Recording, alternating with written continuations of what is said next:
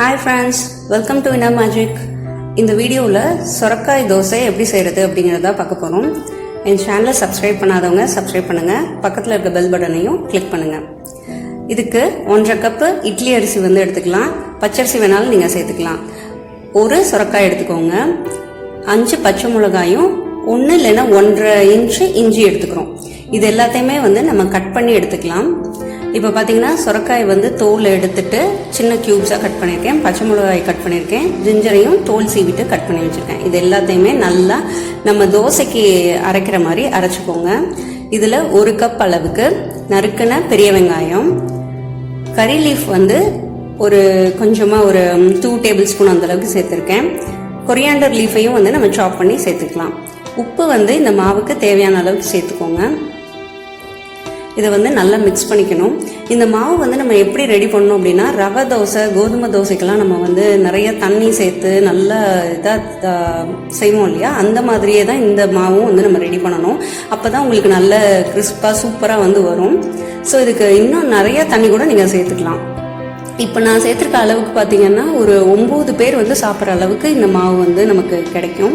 இது மிக்சியிலே போட்டு நீங்கள் அரைச்சி எடுத்துக்கலாம். இந்த ஸ்டேஜில் உப்பு போதுமான்னு பார்த்துக்கோங்க. தேவையாக இருந்ததுன்னா இன்னும் கொஞ்சம் நீங்கள் ஆட் பண்ணிக்கலாம். தோசைக்கல்லில் இதை நம்ம ஓரத்துலேருந்து ஊற்றிட்டு வரணும். தோசை நம்ம நார்மலாக ஊற்றுற மாதிரி இல்லாமல், கோதுமை தோசை ரவை தோசைக்கெல்லாம் நம்ம ஓரத்துலேருந்து ஊற்றிட்டு வருவோம் இல்லையா, அந்த மாதிரி ஊற்றிட்டு வரணும்.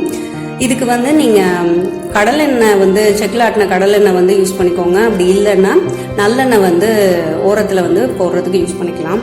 ஏன்னா நல்ல டேஸ்ட் உங்களுக்கு நல்லாயிருக்கும். ஓரத்துலலாம் நல்ல முறுமுறுன்னு இந்த தோசை வரும். ஓரத்தில் அப்புறம் நடுவுலலாம் தோசைக்கு நடுவில் கொஞ்சம் கொஞ்சம் எண்ணெய் விட்டுக்கோங்க.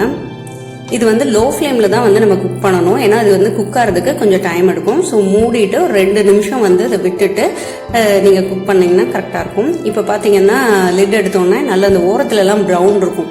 இது உள்ள குக் ஆகிடுச்சுன்னு நமக்கு தெரியும். இப்போ நம்ம திருப்பி போட்டுடணும். இப்போ தேவைன்னா எண்ணெய் ஊற்றிக்கோங்க, அப்படி இல்லைன்னா தேவையில்லை. ஒரு 1 மினிட் கழிச்சு பார்த்தீங்கன்னா உங்களுக்கு 2 பக்கமும் நல்லா ரோஸ்ட்டாக நல்லா குக் ஆகிருக்கும். இந்த தோசை ரெடி ஆகிடுச்சு.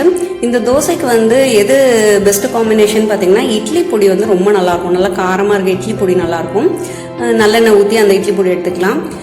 பூண்டு சட்னி, வரமிளகாய் சட்னி, அந்த மாதிரி காரமாக இருக்க சட்னியும் சேர்த்துக்கலாம்.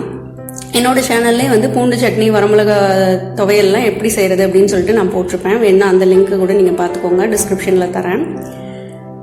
இப்போ இந்த 2 காம்பினேஷனுமே உங்களுக்கு ரொம்ப ரொம்ப சூப்பராக இருக்கும். கண்டிப்பாக இதை உங்கள் வீட்டில் ட்ரை பண்ணி பாருங்கள். இந்த வீடியோ பிடிச்சிருக்கும்னு நினைக்கிறேன். நெக்ஸ்ட் வீடியோவில் மீட் பண்ணுறேன். பாய்.